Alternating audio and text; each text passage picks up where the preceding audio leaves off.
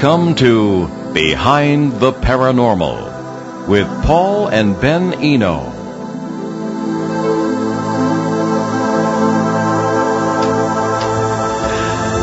Where are those weird noises coming from that are supposedly coming from the sky? Can Ouija boards actually help you? What's the story with quote-unquote reptilians? Well, hello there, and welcome to the 429th edition of Behind the Paranormal with Paul and Ben Eno. I'm Ben, and we have rescheduled our guest, Niels Hobbs of the University of Rhode Island, for next week. So tonight we will do an open line show because we are always, as always, swamped with emails. I hope I brought enough. No, there's never enough. And because dear old Ben is with us this evening, thanks to spring break, we will favor you all with a contest question for the week. Yes, and the question is, well, it's pretty weird. In European folklore, what does it mean when a dog howls 3 times in quick succession? Get that right, and win a copy of Footsteps in the Attic, my dad's most popular book. So let's get to some of those emails. And if you'd like to call in tonight, feel free to do so. The number nationally, 800-449-1240. Locally, 401-766-1240. Feel free to call in. Okay. Our first one has to do with last week's show, on which we had Larry Warren, eyewitness, U.S. Air Force eyewitness to the famous Rendlesham UFO incidents in England, Rendlesham Forest, 1980, where Ben and I visited last September with Larry Warren. So this is from Dr. Peter, just says Iowa, USA. Anybody with a doctor in front of their name, especially if they're an MD, is terrified to give us their last name, and I can't blame them. So here you go. I'd be terrified, too.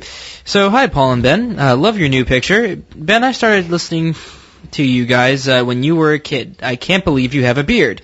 Neither can I. About last week's show with Larry Warren, I don't know what to believe. But I agree with you guys that the factions and dissension among the witnesses smacks of a cover-up. That's a weird adjective. Well, let's just say that reeks of a cover-up and disinformation. If I had an experience like any of these guys, it would have been life-changing, and I mean in a good way. I have heard all your Rendlesham broadcasts, and it seems that Larry is the most sincere. The other guys stayed in the Air Force and had the most to lose. It doesn't add up. Anyway, keep up the great work. You make my week. Well, thank you very much, Doctor. I can live 6 months on one good compliment, as Mark Twain would say. Thank you also for the compliment on our new picture, which is on our website. The young lady who took the picture is right here in the studio with us now, taking more pictures. So I guess we must be more photogenic than we thought, or she just wants to get me while I still have hair. Okay. Just left on the roll. Right. Hopefully it won't all fall up at the end of the show. Well, anyway, again, Doctor, thank you for writing in, and you can come in. And we have, I tend to agree with you that this does smack of a cover-up. One thing we learned in the military during intelligence training was, you can't keep a secret anymore. So what you want to do is give accurate information from inaccurate sources and inaccurate information from accurate sources, and everybody just keeps guessing, and everybody loves a mystery. So everybody has fun while being confused. So I think that's the situation here with Rendlesham. Larry is the one who was one of the security officers at the site. He wasn't an officer, he was an enlisted man, but he was a security policeman. There were, as he said, what did he say, Ben, like 40-something people there when he walked up to the site of the UFO landing, and the craft was on the ground, as he relates it, with at several points small beings communicating with the commanding officer of the base. This is all in their book, Left at East Gate, which is really quite an exciting read, written with our other good friend, Peter Robbins. And that's essentially that was his main experience. But one thing and we didn't really have time to get into it last week, but one of the things that he said was when he and Peter went back years and years later, to the Woodbridge area in the Suffolk County in England, where this society is located, there was some interesting activity going on. The 2 NATO bases that straddle the forest were still open, and there was some military activity when they happened to walk past the perimeter and onto the field. Nobody seems to have stopped them because it was at night. And there were other strange lights. There was almost, it looked like kind of a city on the horizon, which was really strange. It smacks to me of a multiverse experience, which, as you know, if you listen to the show regularly, our theory is this is what is the cause of most, if not all, paranormal events. So This, I think, was what was happening, and I think the area is perhaps being covered up in a way because maybe the military is interested in what happens in areas like this. A lot of military activity we've noticed in areas where there are some substantial cases are in areas where there's substantial cases that we've been interested in, and where they may be researching this for possible use in conjunction with military systems. I don't know. We also suspect that other things are going on of that kind, so we wonder if that sort of thing still is not going on in the Rendlesham area. The old RAF Woodbridge, RAF Bentwaters has been turned into an industrial park, but RAF Woodbridge has been retained by the British Army, not the Air Force, the Army, which we find interesting. There's some helicopters flying in and other ones, but nobody really knows what goes on there, at least that they can tell us. So who knows what's going on? But I think we're friends with all the major witnesses. They've all been on the show several times. We respect them all, but Larry we know best, mainly because we've met him personally, and I tend to agree with Dr. Peter here on this. Well, there's one part of this email that just doesn't make sense to me, and let me restate it. Quote, if I had an experience like any of these guys, it would have been life-changing, and I mean in a good way. And that's the thing that weirds me out. How would it be good? Well, I suppose that's a good question, Ben. This did change their lives, mainly because it messed them up. They were messed with, supposedly, and even Colonel Hall told us. No offense, Dr. Peter. I don't know. That's the last time he writes to us. Thanks, Ben. Well, I'm just saying. I mean, yeah, we don't often get compliments like this. Now he's never going to compliment us again. Well, anyway, they just were. I don't know. It just seemed to me that these people who stayed in the Air Force, and everyone did except Larry, they very often were messed with. Larry tried to get back into the Air Force later. They wouldn't let him. They put stuff on his record that, according to him, hadn't been there, mostly medical stuff and all this business. But the ones who stayed in, you wonder, if they stayed in, maybe they were influenced to, I don't know. I really can't say. I don't want to speculate too broadly on this, although the paranormal is mostly speculation. So I don't know. But I tend to agree with what the doctor says. I'm suspicious of a lot of the things going on here. I too would be, I suppose, inspired or frightened or something other than divided over something like this. Why this descended into the factionalism that it has today. And there are whole camps of people around the world who follow one camp or the other, who think that one witness or one group of witnesses was wrong or is making it up or this kind of thing. And I don't know. There seems to be something. How could they actually know if they were making it up? That's the thing. Well, you can't. Yeah, again, speculation. So we've tried to present all the, umpteen times, all the witnesses and all the points of view on this show. And to me, I still don't think we've scratched the surface of this, except to say that we've been there and weird things happen, and we think it's the tip of an iceberg. Okay, so that's about all we can say on that. Right. Okay. On to something entirely different. Not entirely different. Oh. No, this is another Rendlesham question. I figured I'd do the first because this was our show last week. This is from Sue. I won't give her last name. She says not to. In North Attleboro, Massachusetts, right in our listening area. All right. Hi, guys. I have lived in some weird places and really relate to your ideas about the multiverse. I really thought about that when you had Larry on about Rendlesham Forest and when you talked about going there yourself in September. My question is, how many places like this have you guys checked out? How common is it to have places like this where there are UFOs, ghosts, Bigfoot, and all that at the same time? Well, we haven't really been to that many places. I mean, I could probably count on one hand how many places we've been that are similar to Rendlesham Forest, because it's expensive to go to these places. Well, you can speak for yourself, son, because over the many years when you were not even a twinkle in my eye yet, I was doing this, and I went to a number of places that reminded me kind of Rendlesham Forest. Well, she said in the plural. Okay, all right, in the plural, all right. But I think that certainly the central Connecticut area where we've been working since 2005 off and on has been a very interesting place as far as the reports we're getting and stuff that's gone on. And this, of course, being the area where this terrible tragedy occurred at the school in Newtown. Freetown.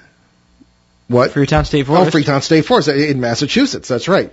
The whole area of the so-called Bridgewater Triangle, where a lot of strange things happened. And we got some interesting photographs there too. So I think this, Sue, is very common. I don't think it's uncommon at all. I think that it's in a way sort of the normal state of our world. I think that this multiverse thing, which is essentially what is speculated about by some physicists, that there are many different worlds side by side. You can't always see them or experience them because we're not up to it in the evolutionary scale yet. And these things have concrete realities in them and many versions of us. And they all, at certain places and times, they can blend. So you get worlds where there are UFOs or people who here have died but there have not, and we think they're ghosts. And strange creatures like Bigfoot or the Loch Ness Monster, what have you. It can all happen in the multiverse, as it's called, in certain areas. And it has something to do with the geotechnics of the site. A lot of electromagnetic activity can do funny things with space-time. In other words, worlds can cross. And I think it's exactly what's going on. So Rendlesham is just one of those places, one of the more extreme examples, in my opinion. Oh, yeah, definitely. You didn't make it out of the parking lot. Don't judge me. Okay. Well, no, I'm not. I'm just saying. You know, you're a very sensitive chap, and that's what happens. So I think it's very common, Sue. Okay, now for something completely different. Are we sure? Is it something different? No, there were others, but I didn't bring them in tonight. This is from Holly in Biddeford, Maine. It has to do with a dog ghost. Alrighty, so Holly writes to us. Can a dog be a ghost? Our beloved border collie, Ruffy, died a month ago, and our whole family is still seeing him. Not head-on, but going around corners and far away and stuff like that. We feel that he is around, and we like that. It is not scary and evil at all. What do you think? Well, first of all, sorry to hear about Ruffy. We're quite very much animal lovers in our family. But, I hear this a lot. You know what's really fascinating is a lot of these experiences that are paranormal, that people believe are paranormal, are very interesting because you don't quite see it head on. You see it out of the corner of your eye, or as you say, you see him maybe going around, you see his tail going around corners, or, it's not quite a meet-up experience. I find that very interesting. And of course, you know us. We always fall back on this multiverse thing because I think it's a brilliant solution to a lot of problems in the paranormal. And remember, there are many worlds in which Ruffy did not die, and in which he's still living with you. And these things kind of all blend. And what they do is, in certain areas where where the energies are correct, especially in your home, where there are many versions of worlds and versions of you there. This is what can happen. So that's why you see the so-called ghosts of just about anything, in my opinion, is because there are worlds crossing into yours where this person never died, or where this is occurring or that's occurring. It's the same thing. You put your keys down, you turn around, and they're gone all of a sudden. How do you explain that? Since it's nothing earth-shattering, you sort of say, well, it's just one of those things, and you forget about it by the end of the day. But it's not just one of those things. It's the normal state of the planet. It's the multiverse, okay? So I think that's essentially what's happening with Ruffy here. So yes, I suppose in that sense, a dog or any animal or anything can really be a quote-unquote ghost. I don't think it's the spirit of anybody who's died. I don't think there is any such thing as death in a world such as we describe. It wouldn't be possible. But beyond dogs, I've encountered the manifestations of cats, birds, who knows about wild animals because we generally don't see them, and also of so-called inanimate objects. And I don't think there is any such thing, really. Any Native American will tell you that. We did a show on phantom places. Or Shinto? Yeah. What do they say? Well, there's just everything has a spirit. I think. Okay, I think. I'm not entirely sure. Right. Don't quote me on this. I just know they have spirits of vegetables and stuff. Okay, well, it's the nationalist Japanese religions, which I'm trying to remember. was not very popular here during World War II. No. I'll look it up and get back to you. Okay, that's fine. But the point being that we did a whole show on phantom places, buildings that appeared, whole towns where people would go. This is well documented, and they visited and stayed over at a hotel. Everything was pleasantly strange, as in sort of antique. The food was remarkable. Everything was not like today. It wasn't all synthetic. Everything seemed to be real. And sure enough, they tried to find the place later, and it wasn't even, the building wasn't even there anymore. The old police station was still there, and the people said, "Oh, there was this, and before that, we heard that it was once a hotel."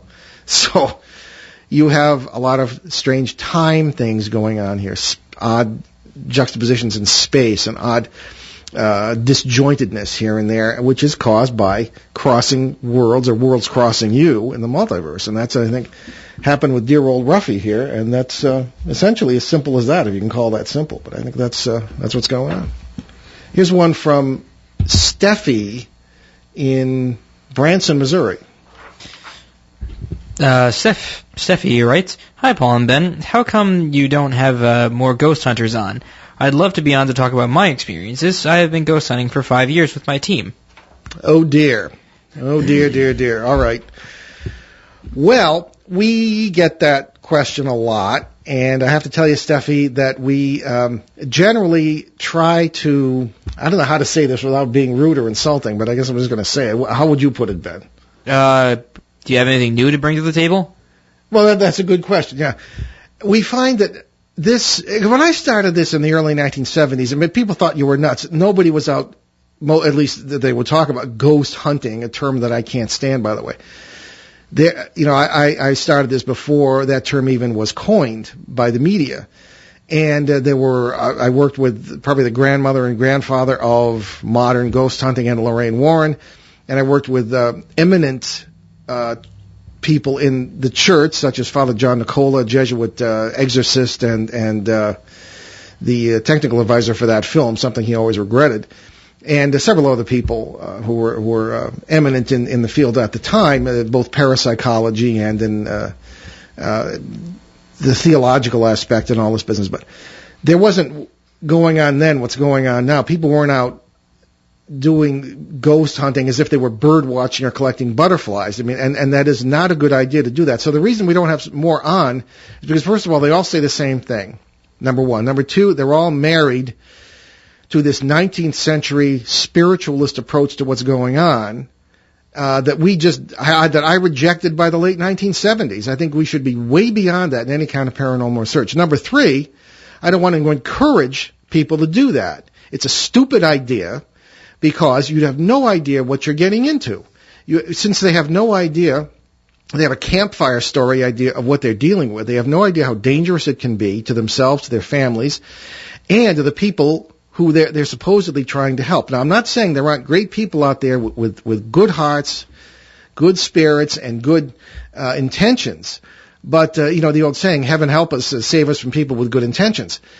They don't know what they're doing. They shouldn't be in there. It's like somebody who is maybe and their biographies inevitably begin not with a degree in this or that, but in not that that's always a help, but it always begins with so and so was interested in the paranormal from a very young age, or or lived in a haunted house, that doesn't make you an expert in anything. It's like it doesn't mean if you've had brain surgery, it doesn't mean you can perform brain surgery. So, and we often get the question, well, who is qualified to work in this field? Nobody. And as I say, in 2003, I was flown down to a conference in Tampa, Florida against my better judgment, for beginning ghost hunters. And 230 people were in the room, roughly. And somebody asked me, well, what would you say would be the number one advice for anybody getting in this field? And I said one word: don't. Because, you have no idea what you're actually dealing with. This is a dangerous field, psychologically, spiritually, and sometimes even physically. I've been injured on several occasions. Why am I in it? And why did I permit my son to get into it? Well, in my case, I started out in the seminary, and I got in trouble there for doing this. I was simply researching, trying to help people, and I felt that I was working with some outstanding experts at the time, what few there were, et cetera, et cetera. When Ben was 13, we decided that he really wanted to help out. Ben, you tell the story. Oh, well, you just sort of invited me along one day, and I figured, okay, why not? Well, not before a long talk with your mother. Right. So after a long talk with Mom. Yeah. So I. Well, actually, you came down. It was before that one time before that. It was in Eastern Connecticut, lovely, lovely herb farm. Can't remember the name of it. Otherwise, I'd give them a plug. But what they did was call us because there were things going on that they thought were very interesting. They weren't afraid, but it was one of these thin places like Rendlesham Forest, where you'd see different people and different things and UFOs and so ghosts and you name it. But it was all in a rather quiet way, and it wasn't threatening. So we went down there, and it's funny. On the way down, you said to me something very strange. You said, Dad, there are going to be UFOs involved with this case. And I said, Ben, what are you talking about? Nobody said anything about UFOs. And sure enough, there it was. You were right. And one of the first things she said was people have seen UFOs here as well. I'm good at this game. You are very good at it. So you had, I think, sort of extraordinary abilities that I think would not preclude you from working in this field. But as far as, we've had pop paranormal people on the show, and they always ask to be on the show, and I just can't take them seriously. There's nothing new. They don't really have... one of the problems here, too, is that with 42 years of experience, it's hard to find anybody... And I'm not saying this to be conceited. This is just a fact. It's hard to find somebody who has any more experience than I have. One of them is Stan Friedman, but that's in the UFO field. Yeah, I mean, that's something entirely different. But different. in this particular field, other than Lorraine Warren, who is... whom I'm out of contact with now for a number of years, I don't know of anyone... or just a few people. Hans Holzer has passed away. So I don't know. So we don't have people on the shows. We don't really take them all that seriously. We try to have experts from other fields and witnesses to phenomena. And I suppose that might include some people who have worked in that field. Well, I guess. Well, we're also not very easy on our guests. No, we're not. I don't... we don't hesitate to ask difficult questions. As a matter of fact, we've had several guests say, gee, you guys ask difficult questions. And we don't pull any punches. I mean, I want to know why you believe what you believe, what evidence you have for it, what epistemology you're using, in other words, how you believe you know what you know. And because I don't think the old theories hold up. People just assume things and don't think about them. By the way, I did my research on Shinto. Okay. Apparently, everything contains a spiritual essence called kami, and that doesn't exclude, people or animals or whatever. Everything has a spiritual essence. There you go. Done. Yep. Okay. There we go. Yep. So my citation was correct. Mm-hmm. And, people will say, well, you have this business about, you insult your car and it breaks down. Well, there might be something to that. Everything has sort of an essence to it. But mostly 90s cars. Yeah. Yeah, well, I used to, I don't know, you have to be an engineer to work on that. Well, 90s cars have personality. Yeah, well, yours certainly does. What do you mean? The Geo? The Geo's dead and gone, but that did have personality. Well, we know what we say about ghosts. Anyway, that was an interesting vehicle, the Bumblebee, we called it because it was yellow and black. Anyway, we have another question here. Actually, why don't we take our break now, and then we can get a fresh start with another question. Right on. So you're listening to Behind the Paranormal with Paul and Ben Eno on WOON 1240 AM and ONWorldwide.com in New England's beautiful Blackstone River Valley. Stay with us.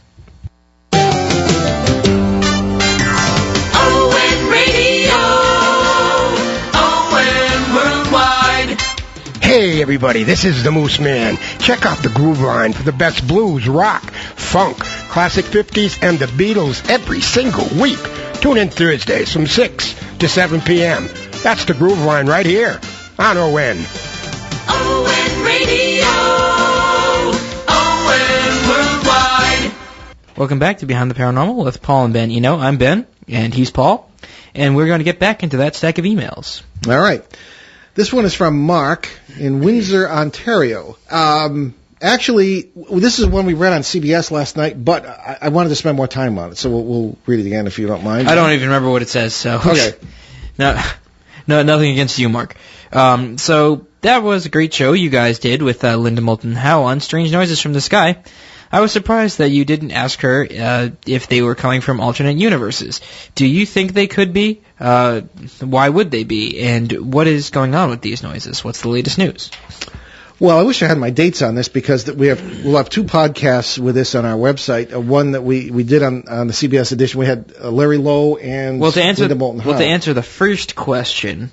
Well, because if people want to hear it again, they can listen to the podcast. Well, I'm just saying, yeah, well, if for the first part of that, I recall a few times ago where we had Linda on.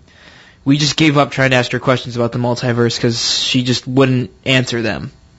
I don't know if that's the right way to put it, but she was like, "Well, no." Well, Linda's a good friend of ours, and she's also a professional investigative reporter who has won awards, and we just sort of let her go on the show because she's well prepared, and she knows our format, and she just does a great job. So we just kind of don't ask her a lot of questions, but she's open to the multiverse idea. But as a journalist, which I also am, but I don't know, maybe I'm a little more biased. That's been known to happen in journalism here and there, and she is.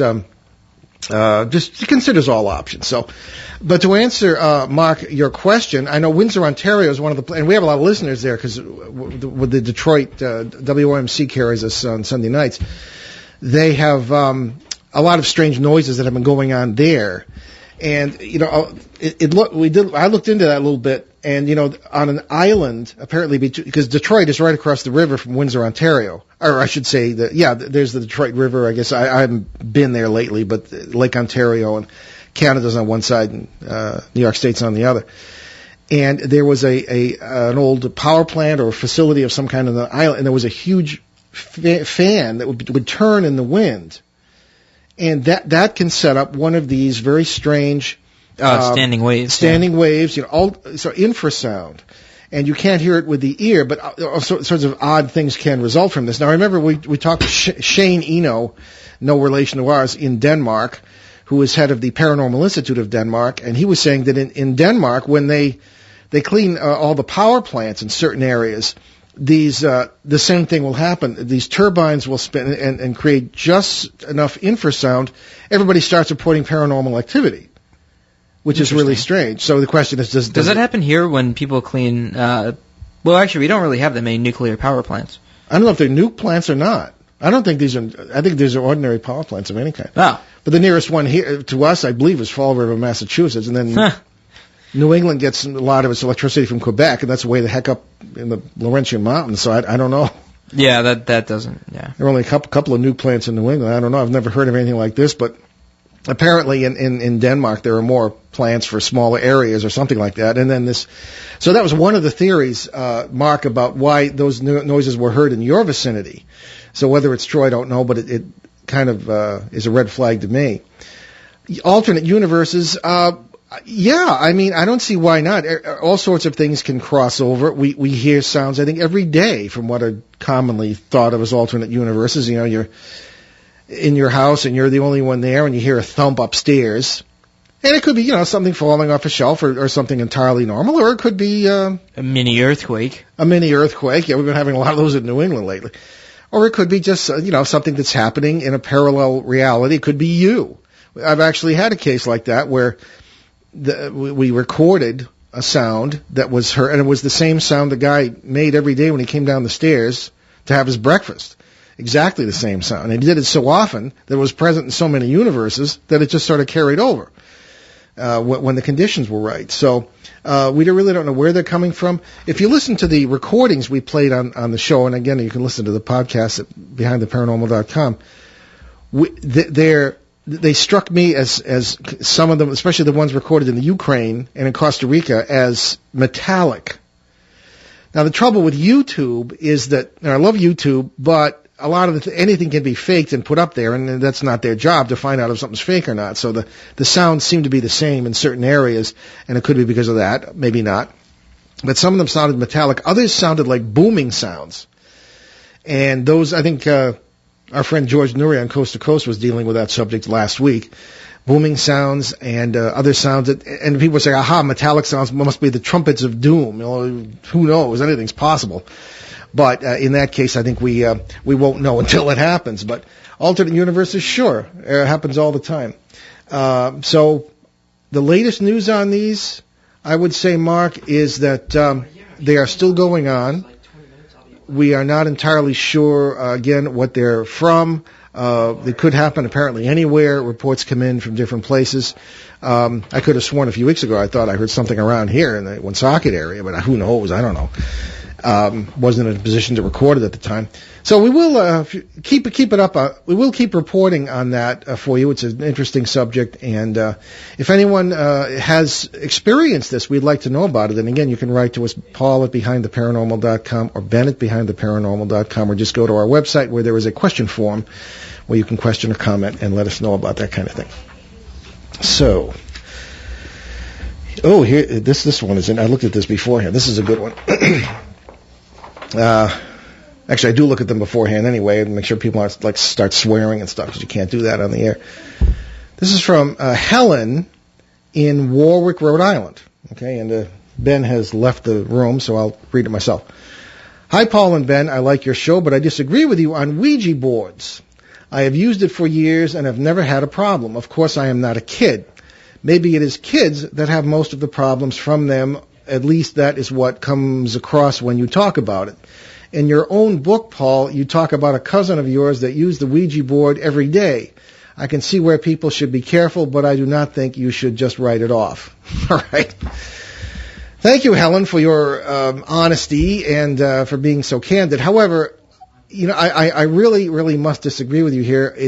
And the analogy I always use is if you stand in the middle of the highway, maybe you'll get hit and maybe you won't.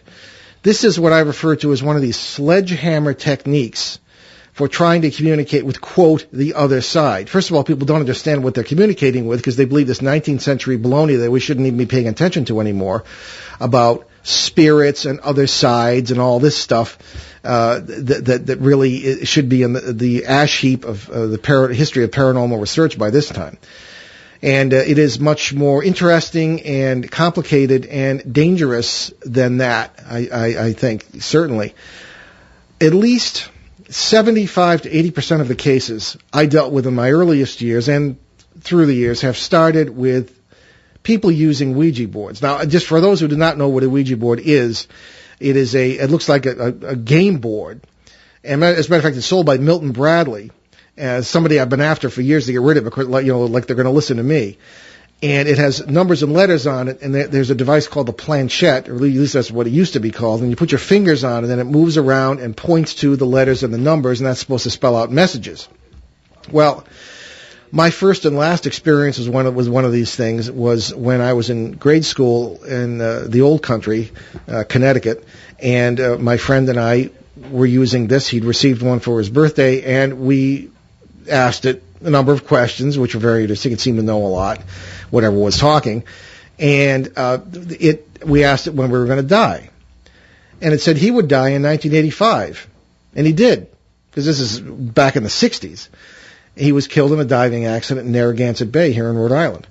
I supposedly have several years to go, so, I'm not... It's just, so people might say, well, it might not be entities communicating with you, good or bad or negative or otherwise.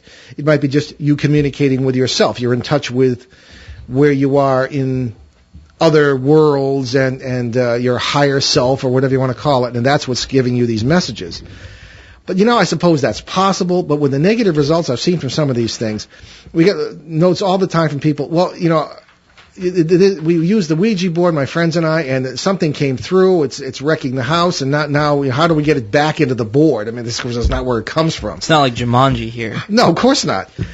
People see too many movies, but these things do happen. What you're doing is you're punching holes in space-time, and you don't know what's going to come through. I always compare it with if you want to meet your neighbor, and you go over and you use a bulldozer to knock down their front wall rather than sort of being outside and being there when you want. So if it is something that's not negative, then you just don't know. It's not worth it.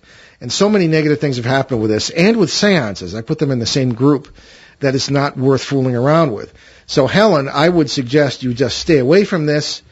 There's nothing you want to know that is you don't know inside yourself that you need to know, and you just don't know what you're talking to, and people believe everything they hear from that. I can't believe that. As I often say, I don't believe half the people I meet during the day, never mind, something that comes through some board. But, and what you really have to watch out for is if you feed this thing, it gets stronger. And if it starts feeding your ego. Well, think of what you learned in kindergarten. Don't talk to strangers. Right, exactly. And then there's a business about cousin. That was Helen, our cousin Helen, who was I think she passed away. She was 103 in Florida area. Wow. We never met her, but anyway, she was a cousin of ours by marriage. And she wrote to me and said, I use this every day, because she read the same book. And actually, I was referring to her, the same book, and she was amused and said, she wouldn't be able to talk to her friends every day if she didn't use this thing. She never had any trouble. Well, I don't know really what happened. I never met her. I never saw her use the board.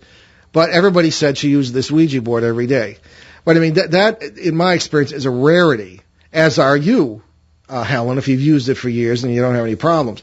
I just think it's not worth it. It's like playing with dynamite or being an amateur volcano hunter or something. I mean, you just undersea volcano hunters. Yeah, right. Without diving gear. It's not worth it.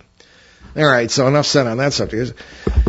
Here's one from George in Foxborough, Massachusetts, home of the New England Patriots. All right, George writes to us. Hello, gentlemen. I enjoy your show immensely, but when you get into parasites and politics, I get very disturbed. Not because I think you are wrong, because I think you are right. I think what you say about parasites feeding off all this negativity is all too true. Also, I do not know what to make of this talk about reptilians in politics, and you really never have brought it up. At least not from the shows I have heard. Could these reptilians really be parasites? All right, now our dear friend George here is throwing around terms that perhaps should be briefly explained. When we refer to parasites, we're talking about what are traditionally known in folklore as demons. That's how people perceive them. What they actually are, in our experience and in my experience, are life forms from one of these parallel or more parallel worlds. There are about 9 different species of them. Strange as it may sound, but they're like cosmic mosquitoes. They feed off human energy, negative human energy, and all kinds of problems can result. But they're parasitical entities like anything else in nature where there are parasites. I think that's what I started coming to that conclusion in the late 1970s. But, most people don't look at it that way, but that's how we see it. And I've had up close and personal encounters with these things. They're quite physical in their own worlds. I have been injured by them, and they are not pleasant to deal with.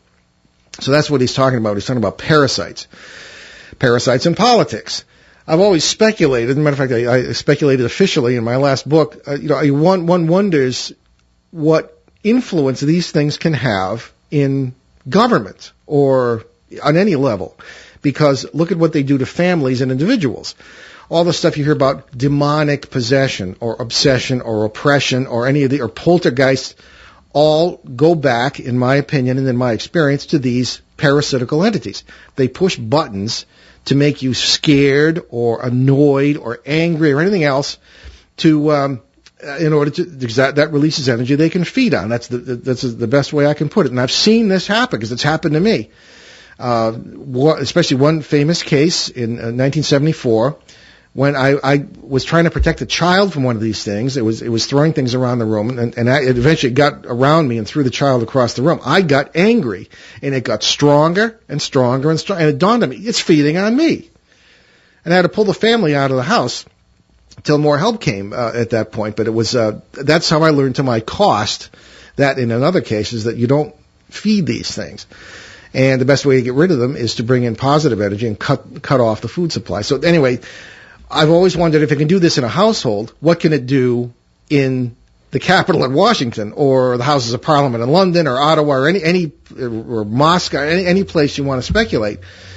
What can it do? And I can see why George writes here that he gets very disturbed about this because he thinks we may be right. There is so much negativity, particularly in American politics today, that not to get political. I know people get upset when we get political, some of them. But you cannot get away from the idea that maybe there's a serious problem with all the negativity we're putting out, and what is it feeding? What's the result going to be? You can't have a negative spirit in your house or a negative attitude in your life, in your home, in your family. It's just unbelievably destructive. It separates people from one another, and what's that? That is what things must not be all about. The world needs to be about what we call the unity.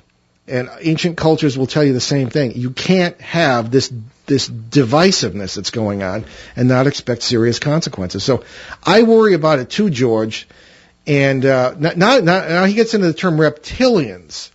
Okay, now we don't really talk a lot about this because I don't know about you, Ben, but I don't really know what to do with it. I feel like it's one of those things where you see it and you know it's there, but, well, you don't know it's there. You see it, and you look at it, and you're like, I don't really know about that. Well, what the reptilian thing is about is supposedly this is a species or one of the species that is flying the UFOs and that is from some, whether it's a parallel world or another planet or both, that supposedly are having great influence and have had great influence in human history.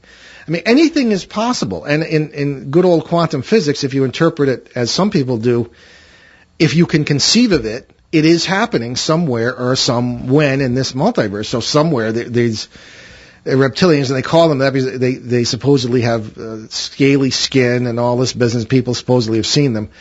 I get a little annoyed when you're watching some sort of a report on this, and they're showing some prominent politician, and all of a sudden something happens to the thing that it gets pixelated, and I say, aha, he or she is really a reptilian. I mean, it does get kind of carried away, in my opinion. Yeah, I mean, there's all sorts of weird stuff that happens with cameras anyway to a lot of people. I mean, that doesn't make them reptilians. But I suppose, and we've had credible people like Bill Burns from UFO Hunters, who has a PhD. I don't know if people realize that. He's also a lawyer who has talked very intelligently on our show about reptilians the few times we've touched on the subject. But again, I mean, I don't know what to tell you here, George. I don't know what really to do with that subject. If there must be somewhere intelligent. There's some of the speculation has to do with in a parallel world where the comet or asteroid or whatever it was that killed the dinosaurs had not hit, or they had not died out. Or the velociraptors ran into the center of the Earth and hid there, and then somehow became ridiculously evolved, and... Yeah, well, who knows? But I mean, there's no evidence of that. But no. Had that species not been, had that group of species not been wiped out, then you might have had some, over a period of millions of years, intelligent species of dinosaurs who would, I suppose, look like these reptilians. I mean, that's conceivable from an evolutionary standpoint. But how do we know that they weren't intelligent in the first place? Well, that's very true. We're finding a lot of creatures that have language are intelligent in the first place anyway. So, anyway, but these two-legged iguanas here, I don't know what really to make of it. But after that long answer, could these reptilians really be parasites? Yeah, sure. We run into cases now and then, and I did in the past, where people see greys, which are the most common form of supposedly aliens who abduct people, and this is generally what they see in the medical experiments or in their bedrooms when they're abducted, and this is what they report, that these are really reptilians. And at times also they have been reported in houses, and there's also ghost phenomena in the classic sense going on, so one wonders if they're not causing that. So it all does blend here, which is why we approach the paranormal as a whole rather than as separate subjects, really. So that's about all I can say on that one. Here's one from Margot. I couldn't pronounce her last name if I tried. Binghamton, New York. Well, good thing, because she said no use of full name. Right. All right, so greetings, Paul and Ben. Great show. I remember one show a few years ago where you mentioned the ironic fact that so many psychics and mediums that advise others actually have messed up lives themselves. I thought of that when my sister called me last week and said she just went to this great psychic in our city that told her all about herself. First, why pay a psychic to tell you things you already know? That's a good point. That is a good point. Second, I found out that the psychic just got divorced for the third time. Was in a car accident and just declared bankruptcy. Good heavens. I'm sorry for her, but this kind of... is this the kind of person that you want to get advice from for pay? Yeah. If these people have such great gifts, why can't they run their own lives? Well, that's because you don't use your gifts for money. That's a good point. Yeah, I mean, if you have it, why make people pay for it when you should just share it? Yeah, I think that might be part of it. But Margot, that's a very good and incisive and thoughtful note. Thank you so much for that. But we have noticed that.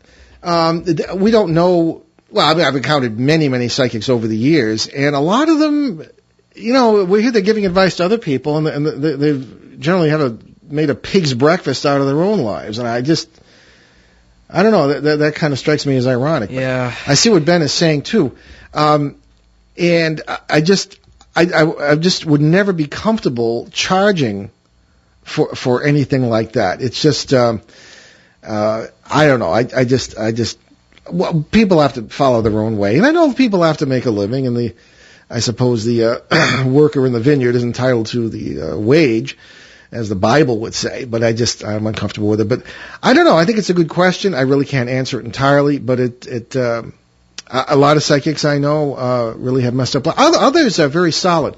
You know who's really great is Susan Shepard in West Virginia.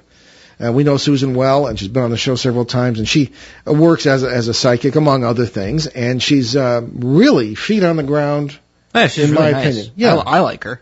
Yeah, stable family life and this kind. So this is not true of all these folks, but a lot of them it is. And I would say I wonder if that's not an indication that maybe they're not legitimate. I don't know if I'd go that far. I suppose people can have problems in their lives that really isn't necessarily their fault. But I don't know. I really have no pat answer to that. But it is a very good observation, Margot, and thank you very much. Okay, we had a couple of long ones here. Maybe too long. I should have brought some shorter ones. But a lot of people write long letters. We used all the short ones. We would advise that you try and make them as short as possible, which, as Ben has pointed out, is ironic. Yeah, because we need more information. It's like, we need more information. It's too short. Yeah, right. Yeah, so sorry about that. So in that case, you can write separately if we do ask for more information, because people will very often write in, we have, the ghost problem. I remember the one last week who had written it. Well, it came before that, but we read it during our last open line show. Yeah. That she was very afraid. A friend of hers had an apparition of a young man who was and a lot of him was not clear, but his face was staring at her in her own hallway all the time.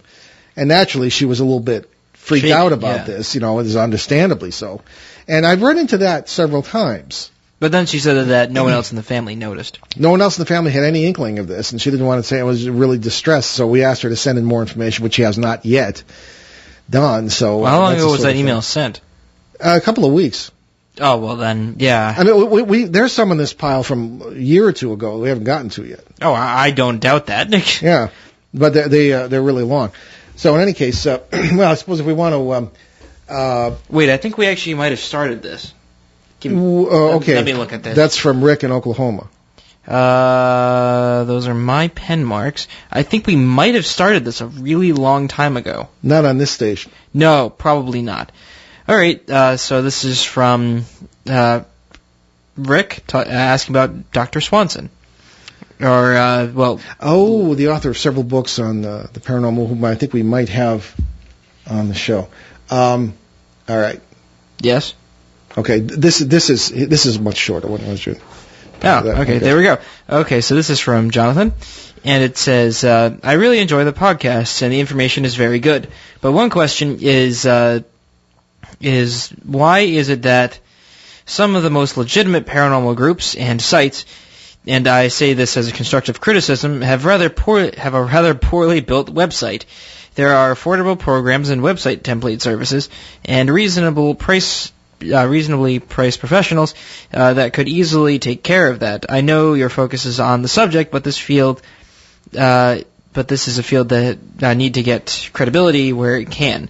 And sadly, people judge groups based on the website's construction. I appreciate what you guys do for the paranormal community, and you're a fan, and then it ends. Okay, well, this is from Jonathan. Jonathan, thank you for writing in. I'm not sure that a lot of this field deserves credibility. No, he's poking criticism at our website. He is? Yes. What's wrong? I didn't see that at all. I thought he was poking it at other websites. No, he's saying that our website is poorly built. Shall I read it again? All right, sorry, maybe I'm getting old, but I thought he was referring to other websites. No. There's silly ghosts and, weird flames and all odd stuff, floating around. He might be talking about that, but I think that he's talking about our website, which is... Which website? The show website? All the websites. They're very, very not well put together. All right, well, what do you suggest we do about it? Remake them. Yeah, really? Yes. All right. Well, that takes time and money. They're very hard to navigate. They are? Yes. All right. I have trouble navigating it. I'm on the show.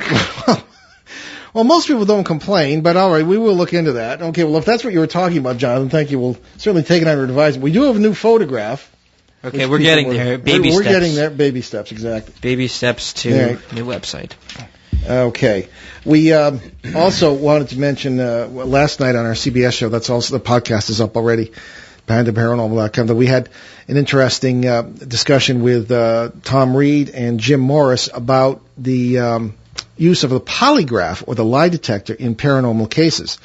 Tom's case involved his entire family reportedly being abducted by aliens on several occasions, and he passed the lie detector test with a nearly 100% score, which is pretty remarkable. And you can judge for yourself based on the questions we asked at the time on that podcast. But I thought that was extremely interesting too. So we also are going to be dealing with several other issues. A lot of people are saying we do too much on UFOs, but there's a lot going on in that field too. So Yeah, there's always something new going on, yeah. and then people criticize us for not having stuff on ghosts, but we don't do that because, Well, we do it now and then. Every so often. I usually use my own cases from the past or something we've done because it's just there isn't much going on out there that I trust too. Here is someone who has I don't know if we got time for this. We could at least Well, read probably like 3.5 minutes. all right, why don't you just read the first sentence because it's something that's from Sophie in Ormstown, Quebec. Okay, so Sophie writes to us, Dear Mr. Eno. It could be either one of us. I didn't read a fifth of the way through God, Ghost, and Human Destiny My last book. when I realized I need to speak to you about parasites. I am very taken with your work, with the work you and your son are doing. Okay, well, that's the first sentence, but all we have time for. But I did talk to Sophie. Her story is very interesting, and we're thinking of kind of having her on the show. She seems to be one of these people who has lived in an area such as we covered with the fellow, or we're planning to cover with the person who wrote to us who had lived in Occidental California. And one of these places, like Rendlesham Forest, that is a thin place, as the natives would say. Right. All kinds of worlds seem to blend. The trouble is when you have parasitic activity at the same time, it can actually result in some very serious problems. So there we go. So we'll see what we can do with some more of these situations. And I have spoken with Sophie on the phone some time ago, and like to hear an update on her situation. But again, it's pretty much all over the place, as our questioner asked, that strange things are going on because these worlds tend to blend. Okay. So, again, we point out BehindTheParanormal.com, our show website. You can find out about guests, past, present, and future. 450 podcasts almost on that now. You can buy my books. You can subscribe to our newsletter, which is only 4 times a year, and winter one is late. Or you can become a reporter at the site. So many thanks to our producer this evening, Ben himself. And on our March 11th show, we will welcome Niels Hobbs, I hope, of the University of Rhode Island for a discussion of H.P. Lovecraft and the paranormal. Niels is the one of the organizers of Necronomicon 2013, which is going to be in Providence in August. H.P. Lovecraft being not only a cousin of Ben's and mine, but one of the greatest horror writers of the 20th century. I'm very excited for this show. It should be great. I'm pretty excited. When I'm in studio, too. He's from the University of Rhode Island, and he's going to be in studio hopefully next week. We have had problems with scheduling and the flu and everything else, but it looks like we really got him for next week. The question is, what did Lovecraft know, and when did he know it? Or did he know it? I don't think he did. How did he know it? Where did he know it? So on our CBS edition on March 10th, my dad and I will offer another open line show. And send your questions to us online using the form at BehindTheParanormal.com, or you can write to us here at BehindTheParanormal.com. Or Behind the Paranormal Radio. Behind the Paranormal Radio, in care of WOON 1240 AM. Sorry, I'm used to reading emails. And that is 985 Park Ave, Woonsocket, Rhode Island, 02895. And we leave you this evening with a lively thought from Bess Truman, wife of the late U.S. President Harry Truman. Now, about those ghosts, I'm sure they're here, and I'm not half so alarmed at meeting up with them as I am at having to meet the live nuts I have to see every day, unquote. How true. So anyway, folks, bid you a good evening. And if you really want to be scared, stay tuned here on ON for the city council meeting. Dave already made that joke. I know. Well, no, maybe they didn't. That's the real creepy stuff. Oh, dear. Anyway, I'm Paul Eno. I'm Ben, and thanks for sailing with us on our great cosmic journey, and we shall see you next time. Return to this radio frequency 167 hours from now for another edition of Behind the Paranormal with Paul and Ben Eno.